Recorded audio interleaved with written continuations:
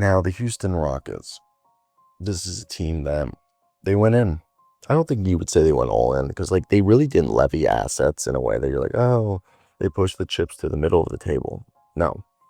I think Houston was able to financially mitigate any risk and asset mitigate any risk when going out and chasing contention. I think people are going to say Katie's age. I really don't think there's a fit question.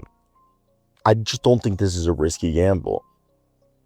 Could it be one that just doesn't work out? Yeah, but it's a calculated risk that if it doesn't work out, they didn't mortgage the farm and they still can go back and, plow the soil and turn it over and try to grow a different crop.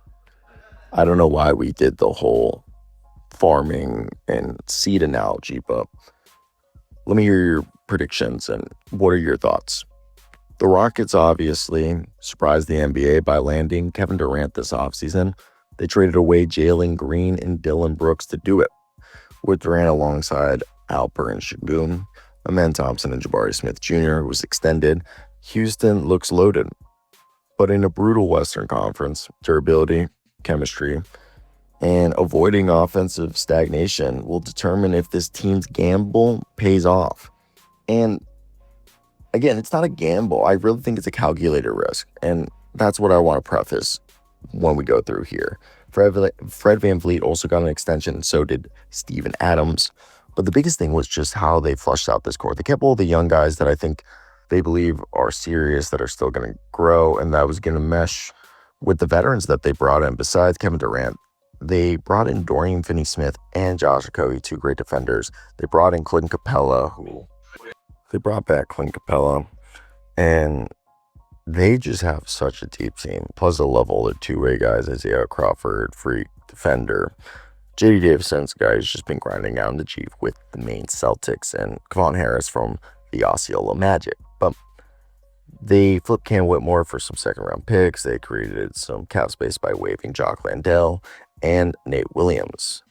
This was a team that they only gave up a pair of second-rounders and a second-round swap to the Hawks for everything that they did.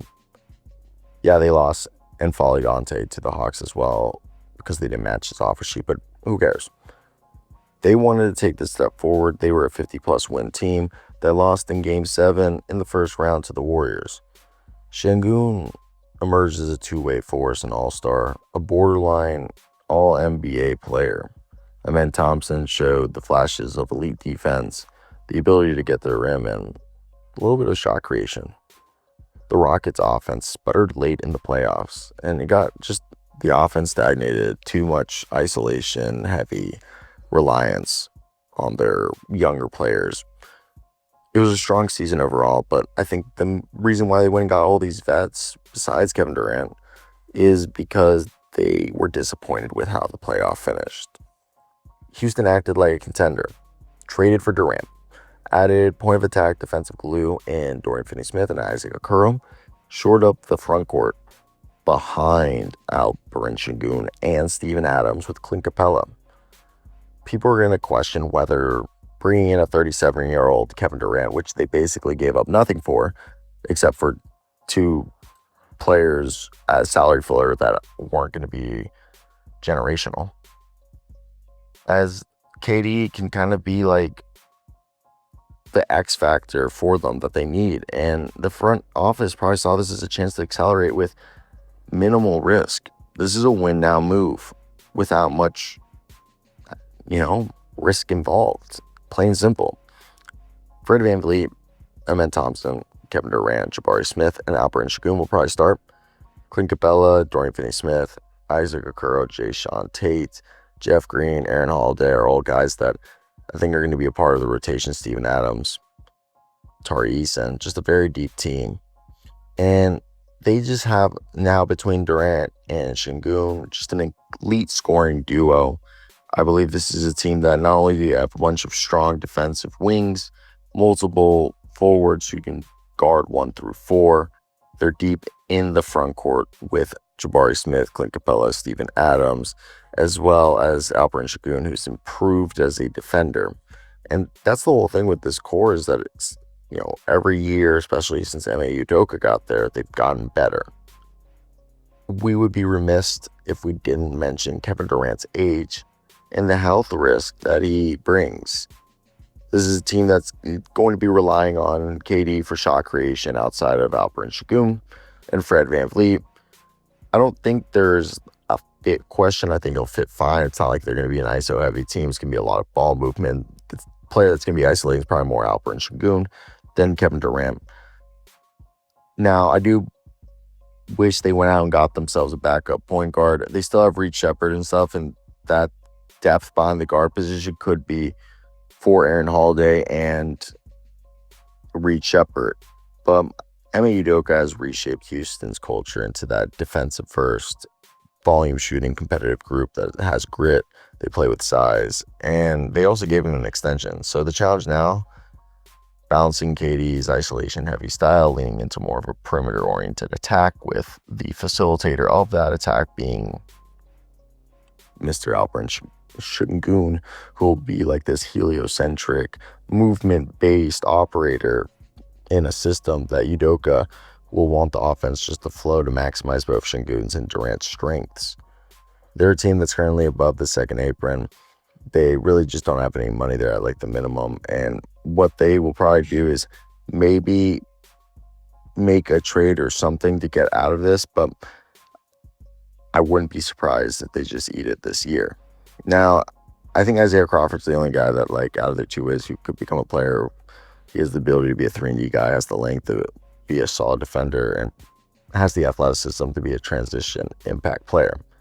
Amen Thompson, I think, is poised to leap into that two-way playmaker role they need.